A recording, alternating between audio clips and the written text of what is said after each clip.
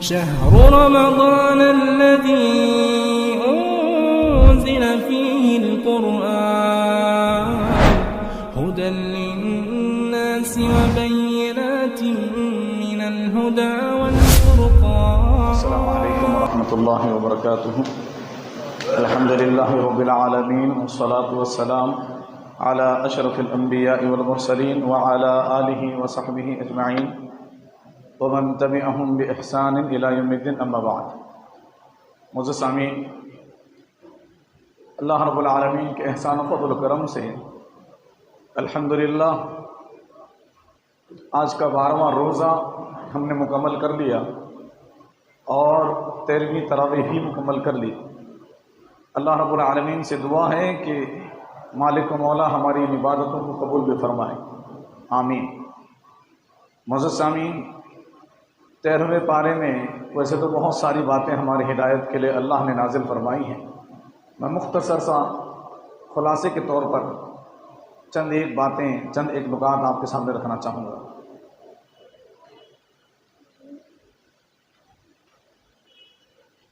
سب سے پہلے اس آیت کے بالکل شروعات میں اللہ رب العالمین نے سورہ یوسف اور سورہ یوسف کی آیت نمبر 105 جس میں اللہ رب العالمین نے فرمایا وَمَا يُؤْمِنُ أَكْثَرُهُمْ بِاللَّهِ إِلَّا وَهُمْ مُشْرِكُونَ، کہ ان میں کہ اکثر اللہ پر ایمان رکھنے کے باوجود مشرک ہیں. اللہ رب العالمین نے کیا فرمایا کہ اللہ پر ایمان رکھنے کے باوجود مشرک. اس میں دو باتیں سمجھنے کی ہیں. اس آیت میں ایک بات تو یہ معلوم ہوئی کہ دنیا میں توحید پرستوں کی قلت اور مشرکین کی اکثریت ہے، اور دوسری بات یہ معلوم ہوئی کہ نام نہاد مسلمان، ایمان کا نام لیوا لوگ انہی میں سے شرک کرنے والے لوگ میں پائے جاتے ہیں. اب سوال یہ پیدا ہوتا ہے کہ جب اس کو مومن کہہ دیا گیا، مسلمان کہہ دیا گیا، پھر اس کے اوپر مشرک کا حکم یا مشرک کا لیبل کیسے لگایا جا سکتا ہے؟ حالانکہ یہ تو قرآن کی آیت ہے وَمَا يُؤْمِنُ أَكْثَرُهُمْ بِاللَّهِ إِلَّا وَهُمْ مُشْرِكُونَ، ان میں کہ اکثر ایمان رکھ کر بھی اللہ پر وہ مشرک ہیں. تو اس کا مطلب یہ ہے کہ یہاں ایک شرک ایسا بیان کیا گیا ہے جو کہ غیر محسوس ہے، یعنی اس کو ایک مسلمان، ایک مومن محسوس نہیں کر پاتا اور جانے انجانے میں اس شرک میں داخل ہو جاتا ہے. ایسے شرکی اعمال کر جاتا ہے کہ اس کو اس بات کا احساس نہیں ہوتا، معلوم نہیں چلتا کہ وہ شرک بھی ہے یا نہیں. ایسے چند ایک شرک کی قسمیں میں آپ کے سامنے انشاءاللہ اب رکھنے لگا ہوں. شرک کئی طرح کا ہو سکتا ہے، اور شرک میں خطرناک شرک اکبر ہے، جیسے قبر پرستی اور اللہ کے علاوہ دوسروں کو پوجنا، دوسروں کی عبادت کرنا غیر اللہ کی، اور ان کے لیے سجدہ وغیرہ کرنا. اس کے علاوہ ایک اور خطرناک قسم ہے شرک کی، وہ ہے غیر محسوس شرک، یعنی انسان کو اس بات کا پتہ نہیں چلتا کہ وہ کب مشرک بن گیا. اس کے تعلق سے پہلی ایک قسم ہے، وہ ہے کہ انسان اپنے گلے میں یا ہاتھ میں یا پیر میں تعویذ یا گنڈا یا دھاگا یا پیتل کا کڑا لٹکاتا ہے اور اس سے امید رکھتا ہے کہ اس سے مجھے فائدہ ہوگا. یہ بھی شرک کی ایک قسم ہے، اور مسلمانوں کی اکثریت اس میں پھنسی ہوئی ہے. کیونکہ مسلمان اس کو شرک سمجھتے ہی نہیں. آئیے اس کے تعلق سے احادیث سنتے ہیں. پہلی حدیث جس کو امام احمد بن حنبل رحمۃ اللہ علیہ نے اپنی مسند میں سیدنا عقبہ ابن عامر الجہنی رضی اللہ عنہ سے روایت نقل کی ہے. حدیث کا نمبر 16783 ہے، 16783 میں یہ حدیث موجود ہے. اور شیخ البانی رحمۃ اللہ علیہ کی کتاب السلسلہ یعنی السلسلۃ الصحیحہ میں 2961 میں یہ حدیث موجود ہے. اللہ کے نبی صلی اللہ علیہ وسلم کی یہ حدیث جس میں سیدنا عقبہ ابن عامر رضی اللہ عنہ فرماتے ہیں کہ ایک مرتبہ نبی اکرم صلی اللہ علیہ وآلہ وسلم کی خدمت میں 10 آدمیوں کا ایک گروہ آیا، ایک وفد آیا.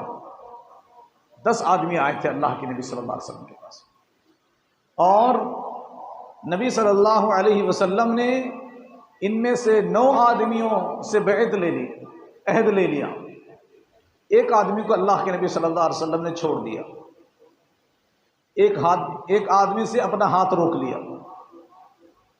لوگوں نے پوچھا اے اللہ کے رسول صلی اللہ علیہ وآلہ وسلم، آپ نے 9 کی بیعت کر لی ہے اور اس شخص کو چھوڑ دیا ہے؟ تو نبی اکرم صلی اللہ علیہ وآلہ وسلم نے فرمایا اس نے تعویذ پہن رکھا ہے۔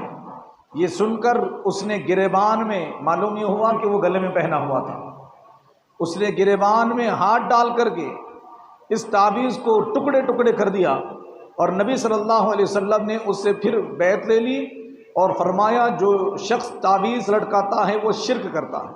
کتنی صاف صریح حدیث ہے، اللہ کے نبی صلی اللہ علیہ وسلم نے صاف طور سے کہہ دیا ہے کہ جس نے تعویذ لٹکائی اس نے شرک کیا۔ تو گلوں میں، ہاتھوں میں، پیروں میں، یا بازو پر، یا ٹخنوں کے اوپر، یا ران پر، یا پنڈلی پر، یا کمر میں، کہیں پر بھی نفع و نقصان کی نیت سے دھاگا، تعویذ، چاہے وہ قرآنی ہو یا غیر قرآنی ہو، پھر چاہے وہ روحانی ہو یا جسمانی بیماری کے حوالے سے ہو، جس کسی مقصد سے نفع و نقصان کی نیت سے اگر کوئی چیز باندھی جائے تو وہ شرک ہے۔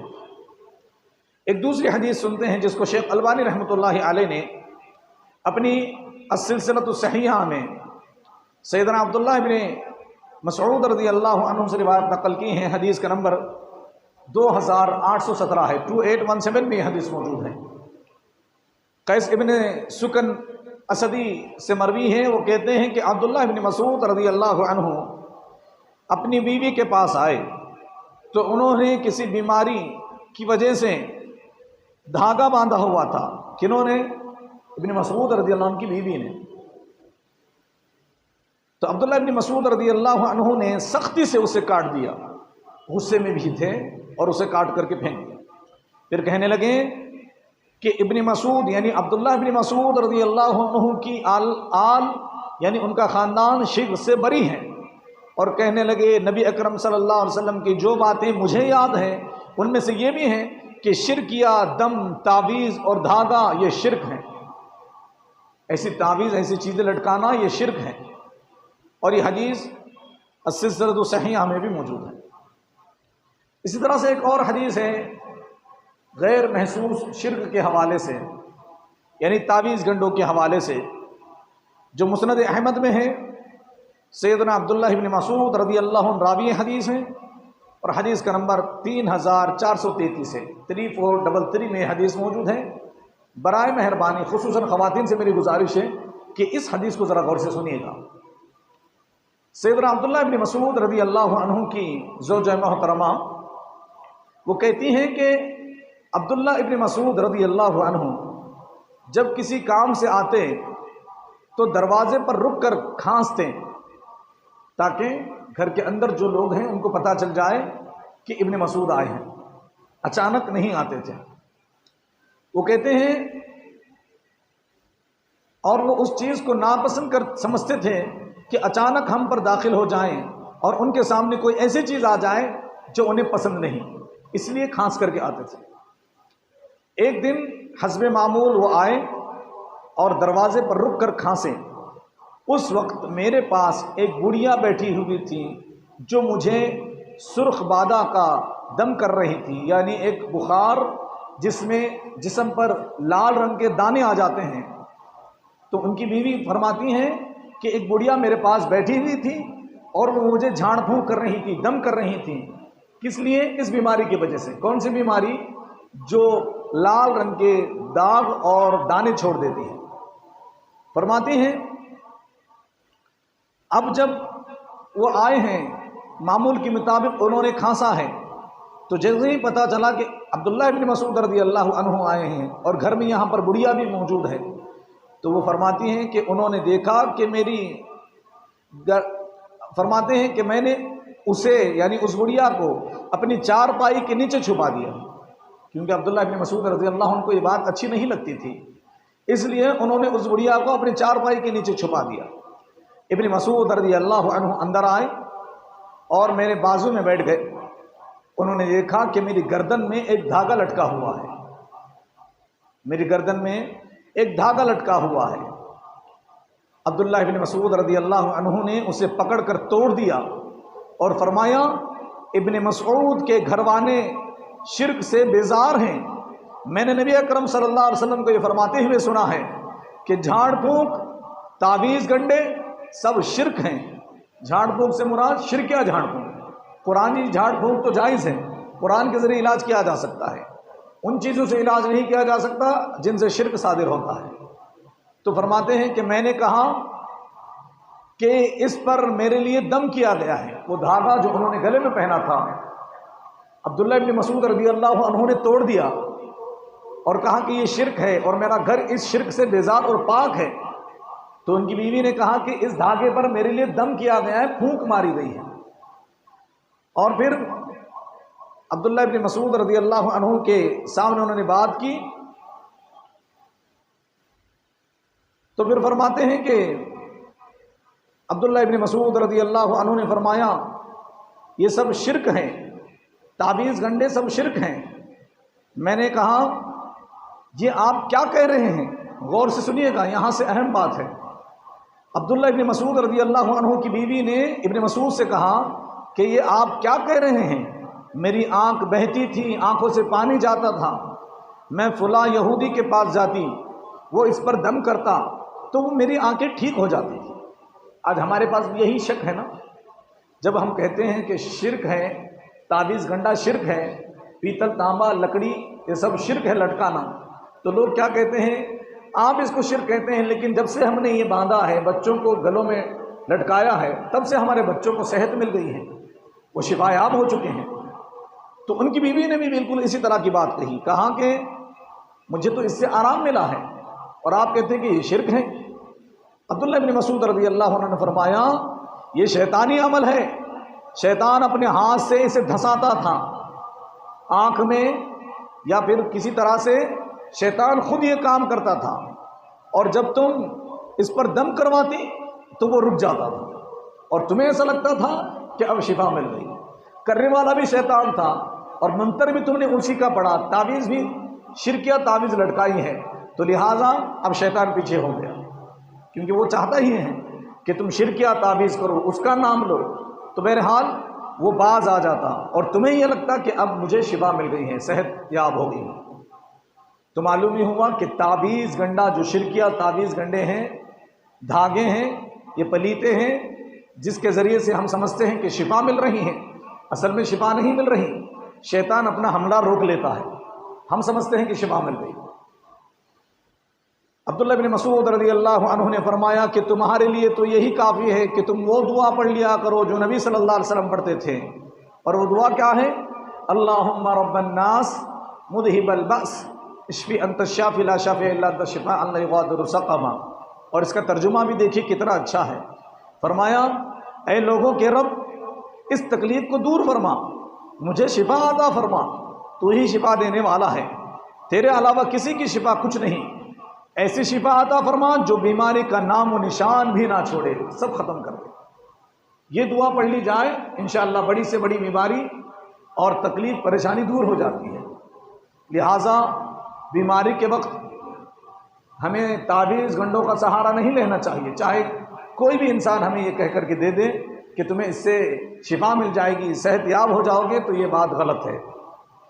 اسی طرح کی ایک اور حدیث ہے السلسلۃ الصحیحہ شیخ البانی رحمۃ اللہ علیہ کی، جس کے راوی عمران ابن حسین ہیں رضی اللہ عنہ، حدیث کا نمبر 1088 ہے۔ فرماتے ہیں کہ عمران ابن حسین رضی اللہ عنہ انہوں نے ایک آدمی کو دیکھا جس کے ہاتھ میں پیتل کا ایک کڑا تھا، ہاتھ میں پہنا ہوا تھا۔ گلے کی بات بھی ہم نے سن لی، اب یہ ہاتھ کی بات ہے۔ ہاتھ میں پیتل کا کڑا اس نے پہنا ہوا تھا۔ تو عمران ابن حسین رضی اللہ عنہ نے کہا اس آدمی سے یہ کیا ہے؟ اس نے کہا کمزوری کی وجہ سے۔ آج ہمارے پاس بھی لوگ یہی کہتے ہیں نا، بچے کو پڑھنا نہیں آتا تھا، یا بار بار بیمار پڑ رہا تھا، یا اس کے موشنز نہیں رک رہے تھے، کمزوری تھی، کھانا نہیں کھاتا تھا، لیکن جب سے تعویذ گنڈے شروع کیے ہیں تب سے یہ ٹھیک ہو گیا ہے۔ یہی ہماری بھی شکایتیں ہیں کہ بری نظر کی وجہ سے ہم نے یا بیماری کی وجہ سے ہم نے یہ تعویذ لٹکایا ہے۔ اس نے کہا کمزوری کی وجہ سے۔ انہوں نے کہا کہ اگر تم مر گئے اور یہ تمہارے ہاتھ میں ہوا تو تمہیں اسی کے حوالے کر دیا جائے گا۔ رسول اللہ صلی اللہ علیہ وسلم نے فرمایا وہ شخص ہم میں سے نہیں جس نے بدشگونی لی یا اس کے لیے بدشگونی لی گئی۔ بدشگونی کا مطلب کیا ہے کہ آدمی کسی بھی چیز کے ہونے یا نہ ہونے کو کسی معاملے پر ڈال دے، یعنی یوں کہے کہ اگر میں ایسا نہ کرتا تو ایسا ہوتا، تم نے ایسا کیا اس لیے تمہارے ساتھ ایسا ہوا، تم نے یہ کہا اس لیے تمہارے ساتھ ایسا ہوا، یہ بدشگونی ہے۔ نبی اکرم صلی اللہ علیہ وسلم فرماتے ہیں نہ بدشگونی لینا اور نہ ہی کسی کے لیے بدشگونی بتانا یا کہانت کی یا اس کے لیے کہانت کی گئی۔ کہانت ہم جانتے ہیں کہ ہاتھ دیکھ کر کے یا کسی بھی طرح سے قسمت کا حال بتانا، اس کو کہانت کہتے ہیں۔ فرماتے ہیں یا اس نے جادو کیا اور یا اس کے لیے جادو کیا گیا، یہ سب حرام ہے، اور جس نے ایسا کیا اس کا ہم سے کوئی لینا دینا نہیں، کوئی تعلق نہیں۔ تو نبی اکرم صلی اللہ علیہ وسلم نے صاف واضح طور سے ان احادیث میں غیر محسوس شرک کی ایک شکل تعویذ گنڈا اس کے حوالے سے بات بیان فرمائی ہے۔ ایک اور حدیث ہے مصنف ابن ابی شیبہ کی، حدیث کا نمبر 27226 ہے، 27226 میں یہ حدیث موجود ہے۔ عبداللہ ابن عباس رضی اللہ عنہما فرماتے ہیں کہ ایک آدمی نبی اکرم صلی اللہ علیہ وسلم کی خدمت میں آیا، اس نے کچھ بات بیان کی اور فرمایا جو اللہ نے چاہا اور جو آپ نے چاہا۔ اس نے کیا کہا؟ دیکھیے یہ بھی غیر محسوس شرک کی ایک قسم ہے۔ اس نے کہا جو اللہ نے چاہا جو آپ نے چاہا۔ چاہت اور مشیت اللہ اور بندوں کی ایک نہیں ہو سکتی۔ یہ نہیں کہا جا سکتا کہ اللہ رب العالمین کا احسان ہے اور آپ کا، اور یہ بھی نہیں جیسے ہمارے یہاں کہتے ہیں کوئی اگر خیریت پوچھ لے تو کہتے ہیں کہ آپ کی دعا ہے، آپ کی مہربانی ہے۔ آپ کی دعا ہے نہیں، پہلے کہیں کہ اللہ کا احسان ہے، اس کے بعد آپ کی دعا ہے۔ یہ اس کے بعد یا پھر یہ ان الفاظ کے ذریعے انسان جو ہے شرک سے بچ سکتا ہے۔ نبی اکرم صلی اللہ علیہ وسلم کے سامنے ایک آدمی نے کہا کہ جو آپ نے چاہا، جو اللہ نے چاہا اور آپ نے چاہا، اس نے اللہ اور نبی کی چاہت کو برابر کر دیا۔ تو اللہ کے نبی صلی اللہ علیہ وسلم نے فرمایا اجعلتنی ندن للہ، کیا تم مجھے اللہ کا شریک بنا رہے ہو، اللہ کے برابر کرنا چاہتے ہیں؟ دیکھیے کتنی اہم بات ہے، ذرا غور کیجیے گا۔ ہم اپنے الفاظ میں نہ جانے کہاں کہاں شرک کر جاتے ہیں، کن الفاظ کن جملوں کو بولنا چاہیے اور کن جملوں کو نہیں بولنا چاہیے، ضروری بات ہے۔ الفاظ کے ذریعے بھی شرک ہو جاتا ہے۔ تو ہم یہ نہیں کہہ سکتے کہ جو آپ نے چاہا، جو اللہ نے چاہا اور آپ نے چاہا، کہیں کہ جو اللہ نے چاہا پھر آپ نے چاہا۔ تو نبی اکرم صلی اللہ علیہ وسلم نے فرمایا بلکہ یوں کہو جو اللہ نے چاہا۔ اور ایک دوسری حدیث میں اللہ کے نبی صلی اللہ علیہ وسلم سے ایک یہودی نے کہا تھا کہ آپ لوگ کامیاب ہو جاتے، آپ کی قوم کامیاب ہو جاتی اگر آپ شرک نہ کرتے۔ تو اللہ کے نبی نے فرمایا سبحان اللہ، یہ تم کیا کہہ رہے ہو، ہم کون سا شرک کرتے ہیں؟ تو اس یہودی نے کہا کہ آپ کے پاس لوگ کہتے ہیں کہ جو اللہ نے چاہا اور جو آپ نے چاہا۔ اللہ کے نبی صلی اللہ علیہ وسلم کچھ دیر خاموش رہے اور پھر کہنے لگے کہ یہ بات ٹھیک کہہ رہا ہے، بلکہ جب تم کہو جو اللہ نے چاہا اور درمیان میں فصل کرو، کہو کہ اللہ نے چاہا پھر اس کے بعد آپ نے چاہا، پھر یا اس کے بعد، یعنی اللہ کے بعد ہی سب کا نمبر ہے۔ اللہ کی مشیت، اللہ کی چاہت، اللہ کی مرضی کے بعد ہی لوگوں کی مرضی ہے، مخلوق کی مرضی ہے، چاہے وہ اللہ کے نبی محمد رسول اللہ صلی اللہ علیہ وسلم ہی کیوں نہ ہو۔ تو یہ بہت ضروری باتیں ہیں، اس کا ہمیں خیال رکھنا چاہیے۔ اسی طرح سے مصنف ابن ابی شیبہ ہی کی روایت ہے 27225، جس میں اللہ کے نبی صلی اللہ علیہ وسلم نے فرمایا جو اللہ نے چاہا اور جو فلاں نے چاہا، ایسا نہیں کہنا چاہیے، بلکہ کہنا چاہیے جو اللہ نے چاہا پھر اس نے چاہا یا اس کے بعد اس نے چاہا، اللہ کے بعد۔ اسی طرح سے حدیث کیا ہے کہ نبی اکرم صلی اللہ علیہ وسلم نے فرمایا تم یوں مت کہو جو اللہ نے چاہا اور جو فلاں نے چاہا، لیکن یوں کہو اور یوں کہہ لیا کرو جو اللہ نے چاہا پھر فلاں نے چاہا۔ تو اس حدیث سے بات واضح ہو گئی ہے کہ اس طرح کی باتیں ہم اور آپ نہیں کر سکتے، یعنی الفاظ میں بھی تول تول کر کے ہمیں باتیں کرنی چاہیے۔ اسی طرح سے ایک اور غیر محسوس شرک کی قسم ہے، شکل ہے کہ انسان جانے انجانے میں یہ شرک کر جاتا ہے۔ کیسے؟ جب انسان اللہ کے علاوہ دوسروں کی قسم کھاتا ہے، اللہ کے نام کے علاوہ دوسروں کی قسم کھاتا ہے، کسی کے نام کی قسم کھاتا ہے تو وہ بھی شرک کر جاتا ہے۔ جامع ترمذی میں روایت ہے اور حدیث کا نمبر 1535 ہے، 1535 میں حدیث موجود ہے۔ راوی اس کے سعد ابن عبیدہ ہیں، فرماتے ہیں کہ عبداللہ ابن عمر رضی اللہ عنہ نے ایک آدمی کو کہتے ہوئے سنا۔ وہ آدمی کیا کہہ رہا تھا؟ ایسا نہیں، قسم ہے کعبہ کی۔ اس نے کیا کہا؟ کعبہ کی قسم ہے۔ تو عبداللہ ابن عمر رضی اللہ عنہ نے اس سے کہا غیر اللہ کی قسم نہ کھائی جائے۔ غیر اللہ سے مراد اللہ کے علاوہ، اللہ کے علاوہ سب غیر اللہ ہے۔ تو انہوں نے کہا کہ غیر اللہ کی قسم نہ کھائی جائے، کیونکہ میں نے رسول اللہ صلی اللہ علیہ وسلم کو فرماتے ہوئے سنا جس نے غیر اللہ کی قسم کھائی اس نے کفر کیا یا شرک کیا۔ تو غیر اللہ کی قسم نہیں کھانی چاہیے۔ ہمارے پاس جہاں پر ماشاءاللہ پڑھا لکھا ماحول ہے، تعلیم یافتہ، وہاں تو ٹھیک ہے، لیکن دوسری جگہوں پر آج بھی ماں کی قسم، باپ کی قسم، فلاں کی قسم، مسجد کی قسم لوگ کھا لیتے ہیں، تو یہ بات غلط ہے۔ اسی طرح سے حضرت عمر رضی اللہ عنہ کے بارے میں آتا ہے کہ نبی اکرم صلی اللہ علیہ وسلم نے حضرت عمر کو کہتے ہوئے سنا۔ حضرت عمر کیا کہہ رہے تھے؟ وَأَبِي، میرے باپ کی قسم، میرے باپ کی قسم۔ تو اللہ کے نبی صلی اللہ علیہ وسلم فرمایا اللہ رب العالمین باپ دادا کی قسم کھانے سے منع فرماتا ہے۔ تو ان احادیث سے معلوم ہوا کہ اللہ کے نبی صلی اللہ علیہ وسلم نے فرمایا من حلف لغیر اللہ فقد اشرک، جس نے اللہ کے علاوہ دوسروں کی قسم کھائی اس نے شرک کیا۔ تو شرک کے اس طرح سے دروازے کھل سکتے ہیں، لہٰذا ہم اور آپ کو چاہیے کہ ہم اور آپ ان غیر محسوس شرکیاں اعمال سے اور باتوں سے بچیں، پرہیز کریں۔ آگے چل کر کے اس بارے میں اللہ رب العالمین نے ایک آیت نازل فرمائی، سورہ رات کی آیت نمبر 8 اور 9 ہے، جس میں اللہ نے فرمایا اللہ یعلم ما تحمل كل انثى وما تغيض الارحام وما تزداد، کہ اللہ رب العالمین جانتا ہے جو کچھ مائیں اپنے پیٹ میں ڈھوتی ہیں اور جو کچھ مائیں جنتی ہیں، یعنی ماں کی پیٹ کے جنین کو، بچے کو اللہ رب العالمین جانتا ہے۔ اب یہاں غیب کے بارے میں بات ہے، آئیے اس کے تعلق سے حدیث سنتے ہیں جس کو امام بخاری رحمۃ اللہ علیہ نے اپنی صحیح میں سیدنا عبداللہ بن مسعود رضی اللہ عنہ سے روایت نقل کی ہے۔ حدیث کا نمبر 3208 ہے، 3208 میں یہ حدیث موجود ہے۔ فرماتے ہیں اللہ کے نبی صلی اللہ علیہ وسلم ان احدکم یجمع خلقہ فی بطن امہ 40 یوما ثم یکون علقہ مثل ذلك ثم یکون مضغہ مثل ذلك، کہ اللہ رب العالمین انسان کو اس کی ماں کے پیٹ میں نطفے کی شکل میں 40 دن تک رکھتا ہے، پھر ایک لوتھڑا گوشت کے ٹکڑے کی شکل میں 40 دن تک رکھتا ہے، اور پھر اللہ رب العالمین باقاعدہ اس کو ایک جسم کی شکل میں 40 دن رکھتا ہے۔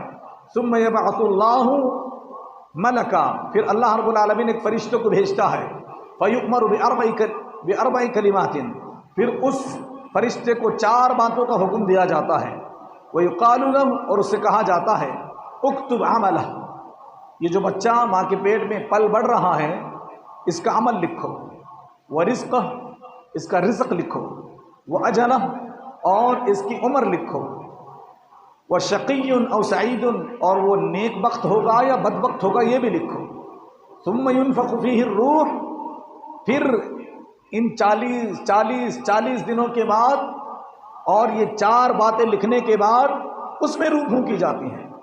فَإِنَّ مِنْكُمْ لَيَعْلَمُ حَتَّى مَا يَكُونَ بَيْنَهُ وَبَيْنَ النَّارِ إِلَّا ذِرَاعٌ فَيَسْبِقُ عَلَيْهِ الْكِتَابُ فَيَعْمَلُ بِعَمَلِ أَهْلِ الْجَنَّةِ، فرماتے ہیں کہ پھر آدمی زندگی بھر عمل کرتا رہتا ہے، اتنے اچھے اعمال کرتا ہے کہ پھر اور برے اعمال بھی کرتا ہے، اور برے اعمال کرتے کرتے اس کے اور جہنم کے درمیان صرف ایک بالش کا یا ایک ہاتھ کے برابر کا فاصلہ رہ جاتا ہے، پھر کتاب اس پر غالب آ جاتی ہیں، پھر وہ وہی عمل کرتا ہے، یعنی جنتی والا عمل کر کے جنت میں چلا جاتا ہے۔ تو معلوم یہ ہوا کہ انسان کیا کچھ کرنے والا ہے یہ اللہ رب العالمین کو پہلے سے پتا ہے، اس لیے اللہ رب العالمین نے پہلے ہی یہ باتیں لکھ دی ہیں۔ ہم اور آپ کیا کرنے والے ہیں یہ اللہ کو پہلے سے معلوم ہے، اسی لیے اللہ نے ہمارے نصیب میں یہ چیزیں لکھ دی ہیں۔ لیکن اس کا یہ مطلب نہیں ہے کہ اللہ نے ہمیں مجبور بنایا ہے، ہم کچھ کر ہی نہیں سکتے، کیونکہ کچھ لوگ ایسا کہتے ہیں، برائی کرتے ہیں اور ساتھ میں یہ کہتے ہیں کہ اللہ نے لکھا ہے اس لیے میں برائی کر رہا ہوں، یہ تو جہالت ہے۔ کوئی آدمی اگر جان بوجھ کر کے گڑھے میں گرنا چاہے اور پھر یہ کہیں کہ اللہ رب العالمین نے لکھا ہے، تو یہ تو ہٹ دربی کی بات ہے۔ اصل میں اللہ رب العالمین پوری کائنات کا علم رکھنے والا، جو کچھ ہونے والا ہے، ما کان و یکون، وہ سب باتیں جانتا ہے، اس لیے اللہ نے لکھ دیا ہے، لیکن مجبور کسی کو نہیں بنایا۔ اللہ نے کہا فہدیناہ النجدین، ہم نے دونوں راستے بتائے، اما شاکرا و اما کفورا، چاہے وہ شکر گزار بنے یا ناشکرا بنے۔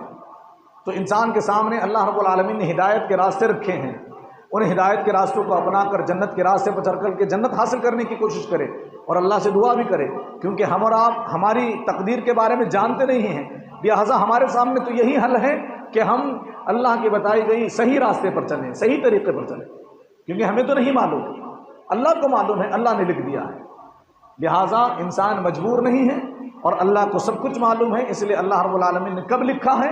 جب ہم اپنی ماں کے پیٹ میں تھے، اور اس وقت جب ہمارے اندر روح بھی نہیں تھی، تب اللہ نے ہمارا رزق لکھا، عمل لکھا، اور ہمارا وقت لکھ دیا، یعنی عمر کے کتنے وقت میں مر جائیں گے، اور نیک بختی اور بدبختی بھی لکھ دی گئی ہے۔ اس حدیث سے ایک بات یہ بھی معلوم ہوئی کہ انسان جو ہے مال و دولت کے خاطر اور دنیا میں کمانے کے خاطر، دنیا حاصل کرنے کے خاطر اتنا مصروف ہو جاتا ہے، اتنا مست ہو جاتا ہے کہ اللہ رب العالمین کی تقدیر پر اس کا ایمان ہی نہیں ہوتا کہ اللہ نے جو لکھا ہے وہ مجھے ملے گا۔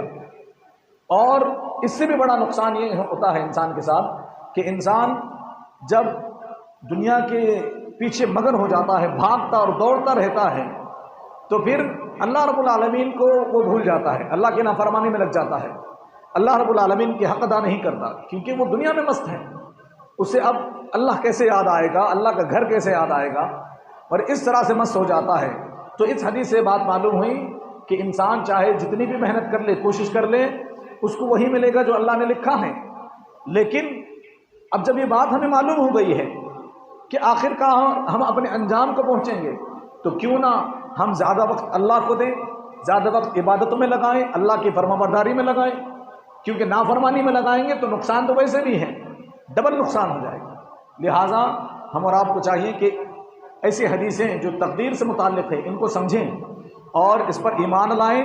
ایمان لانے کا مطلب یہ ہے کہ دنیا جئیں، دنیا حاصل کریں، لیکن دین کے ساتھ، اللہ رب العالمین کو خوش کر کے، اللہ کی رضامندی کے ساتھ اس طرح سے دنیا حاصل کریں گے تو حاصل کی گئی دنیا میں اللہ برکت بھی ڈالے گا۔ اللہ رب العالمین سے دعا ہے کہ باری تعالیٰ ہم تمام مسلمانوں کو کئی سنی باتوں پر کہنے سننے سے زیادہ عمل کرنے کی توفیق عطا فرمائے۔ اللہ رب العالمین ہماری عبادتوں کو، ہمارے روزوں کو، ہمارے رات کے قیام کو اور ہماری دعاؤں کو اللہ رب العالمین قبولیت کا درجہ عطا فرمائے۔ اللہ رب العالمین جب تک زندہ رکھے، اللہ رب العالمین کا فرما بردار بنا کر زندہ رکھے۔ جب ہمارا خاتمہ ہو تو اللہ کی توحید پر، نبی کی اتباع پر ہی ہمارا خاتمہ ہو۔ آمین۔ وصلی اللہ علی نبینا محمد۔ بسم اللہ الرحمن الرحیم۔ سبحانک اللہم